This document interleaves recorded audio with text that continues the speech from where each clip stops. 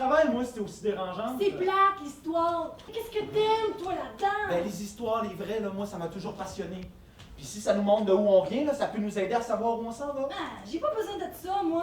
Pour savoir où je m'en vais, là, je prends l'autobus, puis ça y va tout seul. Ça, mes petits jeunes, si vous saviez comment ça s'est passé.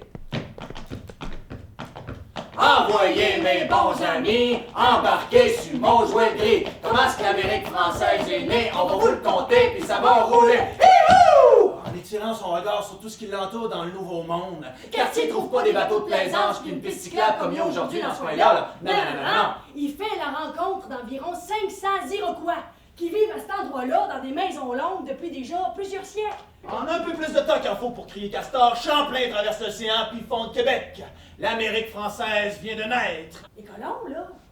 Qu'est-ce que tu veux dire par là, au juste? Ben non, quand je dis colon, là, je parle pas du monde qui débarque au carnaval avec un 40 puis qui font papy sur le premier banc de neige qu'ils trouvent, là. Ah non? Aïe aïe! Les Indiens, les filles du roi, tout ça, ça s'est passé ici. Il y a quelque chose qui me chicote. Comment les habitants de Québec vivaient à cette époque-là? Tu sais, je veux dire, s'ils faisaient pas du commerce, comment ils faisaient pour nourrir leur famille? Bien avant vos petits jardins avec vos carottes, vos patates puis votre tas de compost, Québec a eu besoin de défricheurs. Le premier que le demandé à le faire, c'est... Je me nomme Louis Hébert, apothicaire. J'aimerais m'installer dans le nouveau monde avec ma famille. J'ai vendu ma somptueuse propriété et tout laissé derrière moi. Ça, c'est ça. C'est un bien bon gars, Louis Hébert, mais c'était pas le plus chanceux. Il fait une mauvaise chute puis il meurt à 52 ans. Il a pas pu... Il a pas pu réaliser son plus grand souhait. C'est comme ça que Québec commence à grandir, À se construire. à prendre forme. La population est de plus en plus nombreuse. Mais pas juste la population, Les constructions aussi. les maisons, Les fermes. les commerces. Je crois que c'est inutile de protéger la Pointe-Lévis. Regardez.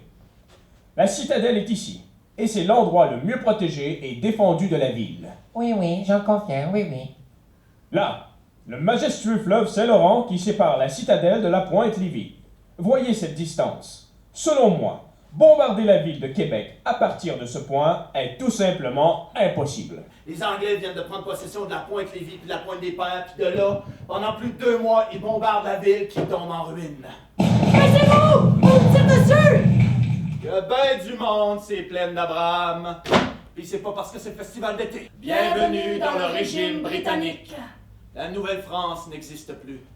C'est maintenant dans les âmes, les cœurs et les mots qu'elle vivra maintenant. Ici Frédéric la Magnifique pour vous parler des grands incendies de Québec. En octobre 1866, le faubourg Saint-Roch brûle. De la rivière Saint-Charles jusqu'à l'église Saint-Jean-Baptiste, le faubourg est réduit en cendres. Alex, est-ce qu'on en prend, nous autres aussi, une pause? Ben oui, on a bien travaillé, hein. Mais qu'est-ce qu'on fait? Ben écoute, on pourrait aller se promener ça à rue Saint-Jean ou sur le boulevard Champlain, puis on pourrait se rendre au quai des Brumes.